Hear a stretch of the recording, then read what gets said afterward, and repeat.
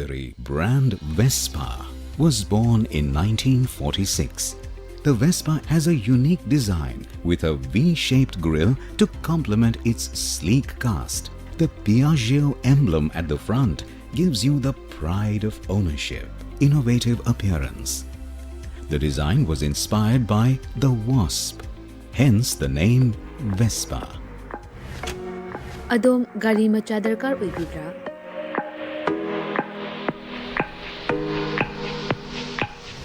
Suknagi minute kuntragi manungda document ichang changdana Vespa amadi Aprilia gi apamba model sing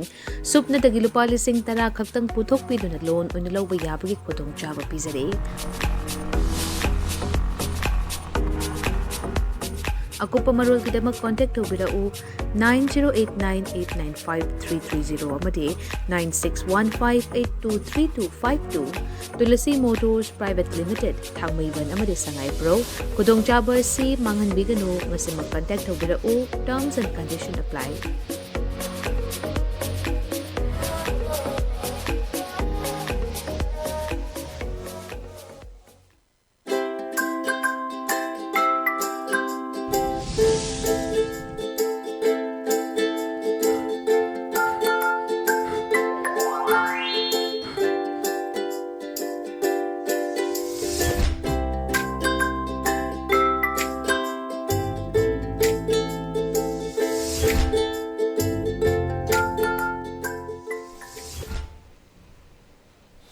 Good afternoon, ELITETV ki tesu cartoon ni mahu beng tabrim sa hamatara mauchari baru dengan si impala pongba pause singi cartoon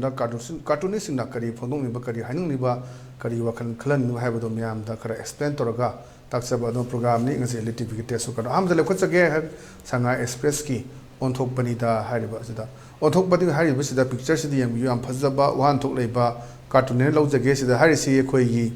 tangkhul chinau amaga khoi maitai chinau amaga Langi, haji thoi ba lan singi matungda oirak pa phibam da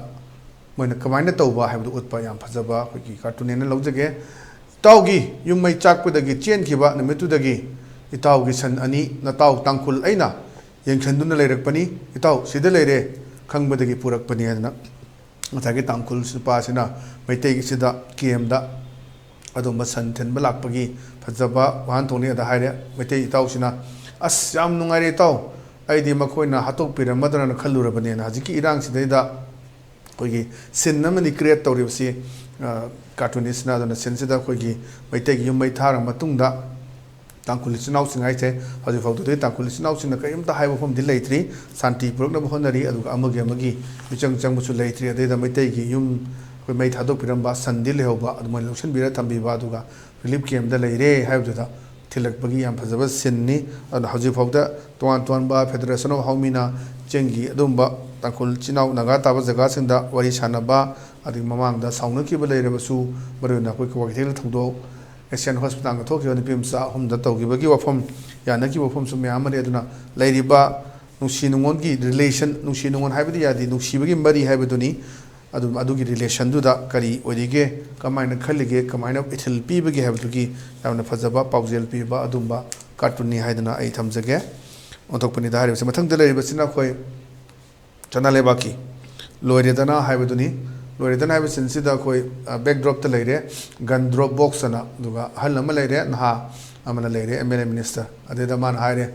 anjina nongmai tingal ba haiduna lokat pa khongthang amani khurana ajin ha sin haibani gun drop box thambasida adida anjina ire phaine chingda sum hum khara da samsidana haidana yam phajaba khoi kurai gi MLA naga khoi gun drop box thamaga nomai trom doi thadara me tram ni thadara me kai naga khoi paper de yoro done da anjina haibadani phai yam nang doi do yam phai sida maming bodi pande aina sum handak newspaper da haibadu gi ko tuksan be wadani atei drop box thamdabanina ad phai nang toy do aduna chingda su drop box to khara thamdi phado ba haibani aduna chingdadi jingi kano sing lakhi bu sing dudi hoji bawda thingalak pagi wafam nataka thadaram gi haiba drop box maina thamakanda thamaladi phani haiba yamna wan thok leibaduni aduna hojiksi jingi phadana train troba kulai paiba sing aduga khoigi local volunteer village volunteer aduga khoi khuchokna matamdadi adum local volunteer sing adudum khoi leidaba haji fawda तरहुमदोय ngasai legibdu hengalakpagi mami leiri asokpada khara thina sokpa mayam su yawi habigi paulei hoji bauda masi hengalakpa yabagi film se lei adoi potuni aduna size da grando block se imphal da thamba da sing du sukara thamse abasi yam phajabani tawbu yagadra ngamudra habdudi achobu hangamoi mathang da leiri sina khoi pongna phamgi balo he habduni balo se yawi se ji yawi ne moi akoi like minded political party me ama tawduna khoi prime minister unana ba sem sare ana law leiba adeda an makha da leiba han ni sen makoi gi sidi pena semlingi da samuro yobi haiduni haib tare ba haidi sum kari pena gi mrinda khoi kano khongba kaina haina ba adum baitai da pena semli samu yori jam phajawa fam ni khoi gi pena sem live nataba khoi laidu gadi hairaga adum luba aduna pena sem kui na changman gi duda चटपदा कोई समूरो योरे से कोई गियाम फजबा पाउरोनी अदुना size सुम लाउर लई है तौरीबसिंग के थबम तो ओंथोक्तबा चलनी तौरनी चलुरगा तौरुगा दिल्ली दा प्रोटेस्ट तौदना मयामा जंतर मंतर खंगदे लई मयाम से द प्राइम मिनिस्टर उनदना होम मिनिस्टर उनदना तौगदब तौनी सुना गंद गवर्नर दा मेमोरेंडम खरे पिछन बा तौ लई रे हायदना मसाई कार्टूनिस्ट उबा मागी मियेंग दो पेलक्तबदो मागी कार्टून खुथांग सिदनी माना पुथोरा कांदा नोई तौरिसिदी पेना सेमलिंग द समूरो योरे फिल्म द लेना कुई मनगरे हाइबनी हाइ सुम तौ लेबा सत सत तौदबा अखोय लाउद मी द सत सत तौई हाइबगी पुनिंग द खोइरांगबा अदु उरकपदगी हाइबा कार्टून सिना फोंदोरकपा याना फजबा ओदुमबा अखोयगी कार्टून नि हाइना थमजगे मथंग द लेसिना अखोयगी होइलन पाउगी अस लोइरे हाइबसिनी सिद लेसे मयाम ममांग दनी लेसे दा अखोयगी अचुंबु उरसु हाइबा गमदई पोतो सिदा मयाम मसी करिनो हंगे मयाम दा कहीं खंगे अखोना लेरी पोसे करीनो से एनी सिदा अखोगी अचौबा मिस्टीरियस अमनी कहीं पोचे अखोई कहीं खंगे कनोमा लेबे माले तो चुम्मगसु अखोई मयाम खंगदेना तौ लेबदो मयाम की अवा ना तारबा मयाम से लेकन हजिक लेंगांग तुमिना लेई का हाइबा तुमबगी अखन थो पीबा माली अदुगा पोसे कहीं अखोजु कार्टून से दी सिदा एक्सप्लेन तौबदा खरा वा बाय तरे खुद थिलगा ताए असी कहीं हंगेदा कहीं खंगे अखोई खंगदेना अदुम ताकबा लेई अदुना हाई पोसी ओनी निसामा पोत मई थाब से मई थाब की चंदी उधरे पोत खरा ता लेरे दुना असुम उरसु खंगदे उदेना हाइदना तुमिन लेरबगी फिल्म दु लेरबरा हाइबगी वंग हंगबो माले हाइदना आई मोत लौजगे मथंग लेरेसना कोई सेल एक्सप्रेस की नई रे हाइबदुनी हिदा अंगाम मयाम से बैग मनी बैग ता हाल अगोगी बैग यालगा स्कूल कांदबगी वफम अदु वरी सनाबदुनी मयाम ट्यूशन चपदा अन कोचिंग चपदा वरी सनाबगी फिल्म ने लेरबे सेंसे सुती थादोलगा मतोग्रमना एग्जाम थाने की ताव मा हाइरे अखोदी लाइक तंबा तोथोलगा नोमै काप तबलसिरा खंगदेना हजिक इशू सिदा अंगांग सिंगसिदा रेस्टलेस ओइबा अदुमा वखन लेताबम खंगदबा तोआन तोम मैगी क्या दिन मैगी मरी मक्ता कुकी मिलिटेंट सिंगना नोमै अफा अफा नोमै पारगा खुंजा सिंदा अटैक तोरकपा मई थाबा हातोकपा ngarang nan so khoi facebook ta yamna nungaitaba mi sing hakchang maina chakibagi fibam ulakpa thagalakpa yamna viral oiba leiribaduni duna sida angang sinjigi mindset sida lai tamninga pharaktaba wakal nungaitaba feel torokpa so mayam sina khoi nomai ka point tam masira khande ka haiba khangdri ka haiba homse yamna lu homni duna angang sinjigi mindset ta smai leire auna leingak na mai leine basina section lu haiba achauba warning ma piba adumba cartooni yam phajaba hoigi EL express की जेन थमजगे मथंग दरेस ना कोई People's Chronicle की Witty Wednesday है दुनी Witty Wednesday द लेसी एमबीओ कोई MLA मिनिस्टर सिंह ओइदोनी चेंगन बेयावनी राइस 50 kg था इसिदा अहन सिना लाबनी यंगा है दुनी तुंगदा कोई की चेंग बैग मयाम से लेरे there you are oh नंग अदल लेरबा again there you are again engaging things अदो थबक तोर लेरबा but on a wrong track नंग तोरे पोतो अरानबा लंबिनी अरानबा ट्रैकनी हाइदना हजिक चेंगन बगी मतम नतबा अदुगा दुद MLA मिनिस्टर सिंगसे चेंगन मत ऑप्शन गनु हाइबा मागी तोआन तोम एजेंट मैम ने यंगदबा मैम लेबदुने कोई सी चेंगन बसु यौबा चिनी यन बसु यौबा अदुम बगी मोंग दे हे लाब्रा हाइ वखन सिदा कोई की कार्टूनिस्ट ने हमने फजन हाइ तारे they are you are again engaging things but on a wrong track on aranba lambi track amada leire nang tawri dona yamna फजना फोंदोपा वफम knee हाइदना mine थमजगे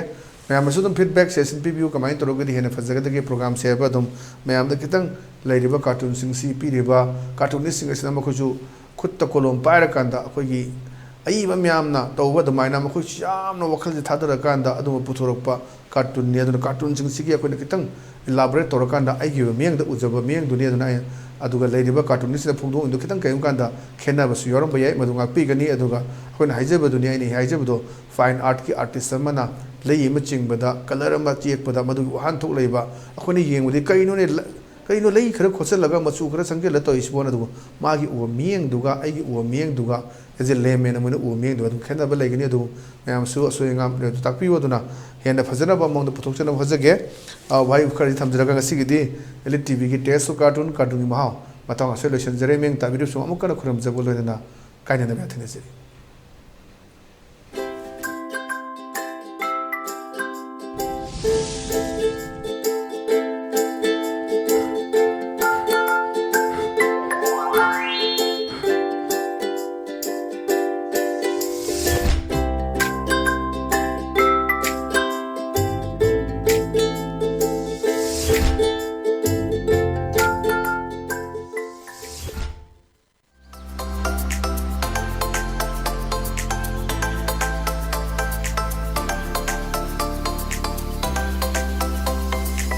The legendary brand Vespa was born in 1946. The Vespa has a unique design with a V-shaped grille to complement its sleek cast. The Piaggio emblem at the front gives you the pride of ownership, innovative appearance.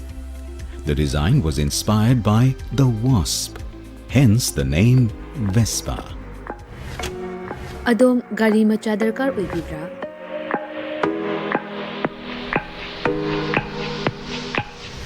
Supnagi minute kuntragi manungda document ichang changdana Vespa amadi Apriliagi apamba model sing supna dagi lupa lising tara khaktang puthok piduna loan unilawba yabagi khudong chaba pizare. Akupa marul kidamak contact tawbirau 9089895330 amadi 9615823252 Tulasi Motors Private Limited Thangmaiban amadi Sangay Pro Kudong Chaba si Mangan Bigano ngasi mag-contact tawbirau terms and condition apply.